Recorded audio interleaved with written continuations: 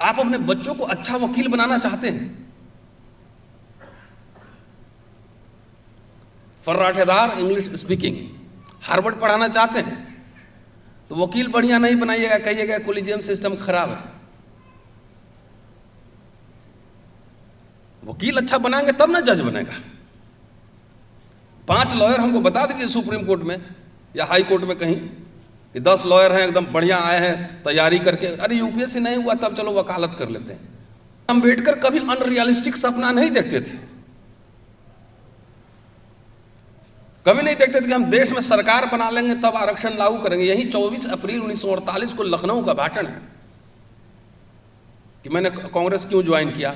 अगर गुदगुदी वाला भाषण दे दे कि पूरे देश का हुक्मरान बन जाना है, राजा बन जाना है, तो आप लोग तुरंत पैसा खर्च कीजिएगा। लेकिन बोले एक बच्चा को ऑक्सफोर्ड भेजना है, जरा 50 लाख रुपए का इंतजाम किया जाए, तो 500 रुपया नहीं खर्च होता है। क्या ये समाज, ये middle class research and development पर कोई खर्च करता है?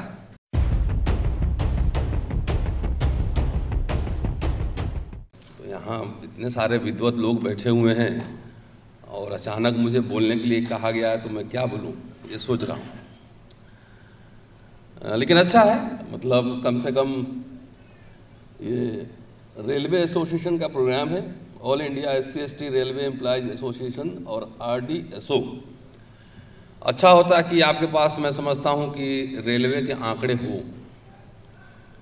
और आज से 40 साल पहले रेलवे में कितनी नौकरियाँ थीं, मुनेश बोल चुके हैं इस पर विस्तार से, मैं ज़्यादा जाऊँगा नहीं, मुझे जाना भी है। 40 साल पहले कितनी नौकरियाँ थीं और अब कितनी नौकरियां हैं, इसका विश्लेषण तो बनता है। लेकिन पहली बार मुझे लगा है कि हमारे सभाओं में आजकल मैं जाता कम हूँ, क्योंकि मैं बोल देता हूँ थोड़ा उल्टा पुल्टा, लोगों को, हमारे लोग को ये भावना आहत हो जाती है, तो कम जाता हूँ, क्योंकि वहाँ राजनीति पे ज़्यादा चर्चा होती है, वो भी आधी अधूरी राजनीति पे। तो इसलिए आपने जो सब्जेक्ट रखा है कि SC/ST वर्ग का सामाजिक एवं शैक्षणिक विकास, तो विषय अच्छा है। लेकिन वाकई क्या, मैं इतिहास का छात्र हूँ, तो मैं सवाल करना हमारा काम है, हमारे सब्जेक्ट में पैकेज डील में मिला हुआ है। शिक्षा में मुनेश कह चुके हैं बहुत कुछ और रिजर्वेशन पे कह चुके हैं। इतना जो ये मिडिल क्लास बना है, सिंपली ये रिजर्वेशन का बाई प्रोडक्ट है। और डॉक्टर अंबेडकर बार बार कहते थे शिक्षा नहीं, उच्च शिक्षा। शिक्षा काफ़ी नहीं है, उच्च शिक्षा।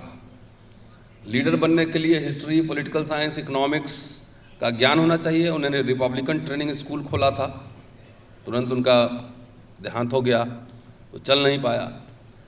लेकिन क्या ये समाज, ये middle class research and development पर कोई खर्च करता है?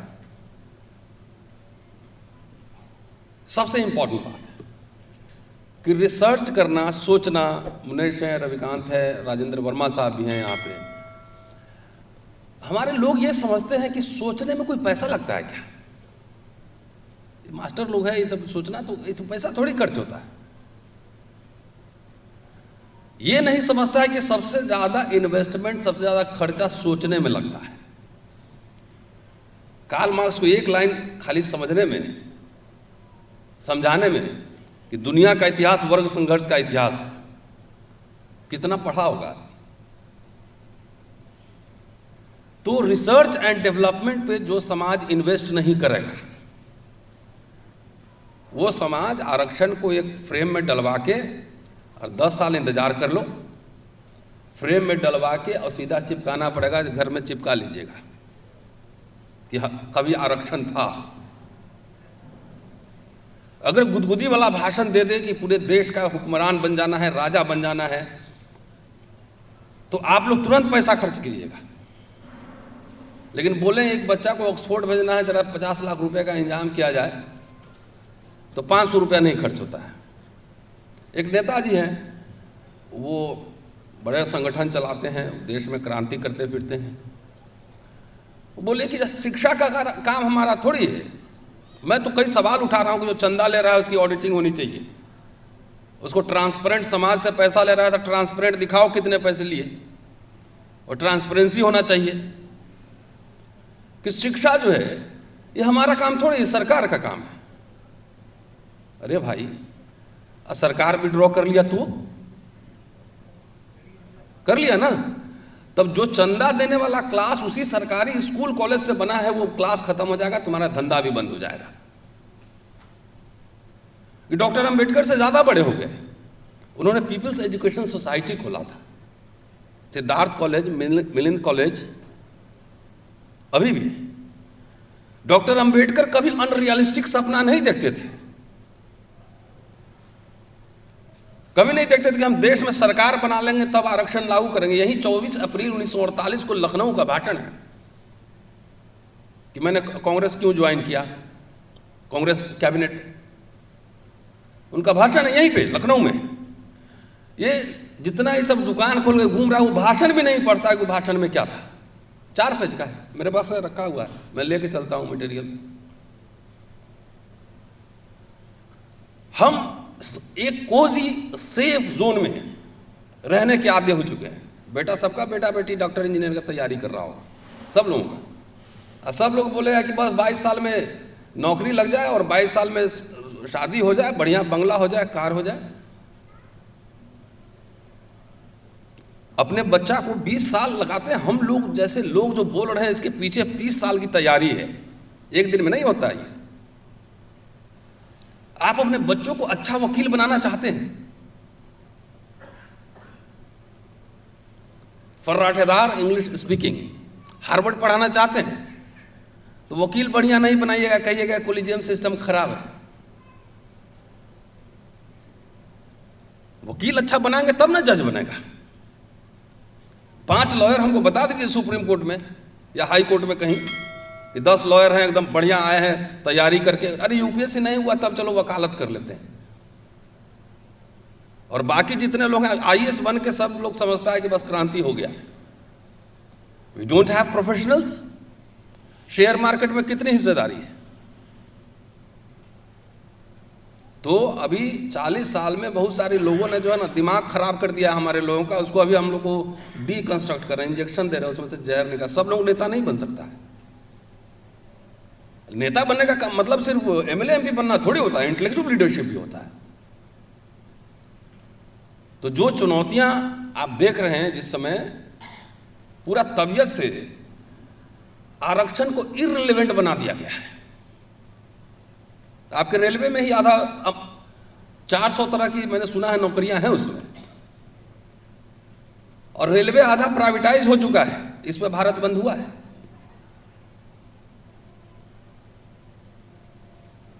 कोई निजीकरण के ऊपर आपके राइट्स खत्म हो रहे हैं, इसके ऊपर कोई प्लानिंग नहीं, कोई एजिटेशन नहीं। डॉक्टर अंबेडकर क्या सरकार बना के करते थे? मेमोरेंडम देते थे कि भाई शेड्यूल कास्ट की शिकायतें, ये हमारे इश्यूज हैं, डिमांड है, पूरा करिए। आजकल कोई कम्युनिकेट कर रहा है क्या रूलिंग एलीट से? हमारे लीडर्स जाके डेलीगेशन मिलता है किसी से? तो सबको दिमाग में चढ़ा दिया कि सरकार बना लेंगे, नहीं बनता सरकार ऐसे। और नए नए जो है ना डायलॉग्स सिखा दिया है, सब बनता है संघ के स्कूल में कि हम आरक्षण लेने वाला नहीं, हम आरक्षण देने वाला बनेंगे। सोचिए कैसे बनोगे? 272 मेंबर ऑफ पार्लियामेंट चाहिए, कैसे बनोगे? उसका मोडस ऑपरेंडी होगा ना कुछ। बाबा साहब ने कभी कोई अनुचित ऐसी डिमांड नहीं की, वो तो आरक्षण लेने वाला बने।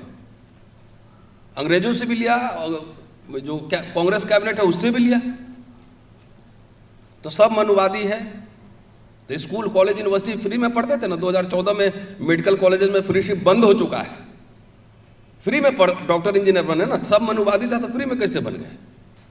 तो हमारे लोगों को सिर्फ शत्रु तलाश करने की आदत है, ये भी खराब है, ये भी खराब है, ये भी खराब है। वर्ग मित्र भी तलाशिए। और जो टॉपिक रखे हैं शैक्षणिक, शिक्षा में ही पूरी कवायद है, पूरी शिक्षा में ही जड़ है पूरा। और मैं दावे के साथ कर रहा हूँ खासतौर से हिंदी बेल्ट में कि जो इंग्लिश स्पीकिंग मिडिल क्लास है वो भी अपने बेटा को जो रिसर्चर नहीं बनवा रहा है। सीए हमको बताइए, 2-4 लखनऊ में सीए है, चार्टर्ड अकाउंटेंट। जब सीए अपने नहीं बनाओगे तो खीरा चोरी के आरोप में जेल जाओगे, हीरा चोर लंदन घूमेगा।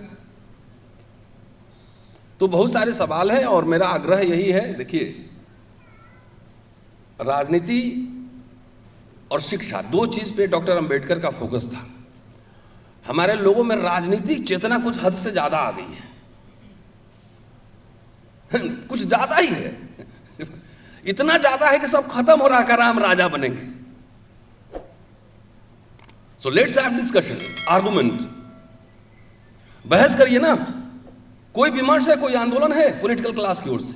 नहीं, हम राजा बन लेंगे तब सब कुछ ठीक कर लेंगे। कुछ नहीं कर पाओगे।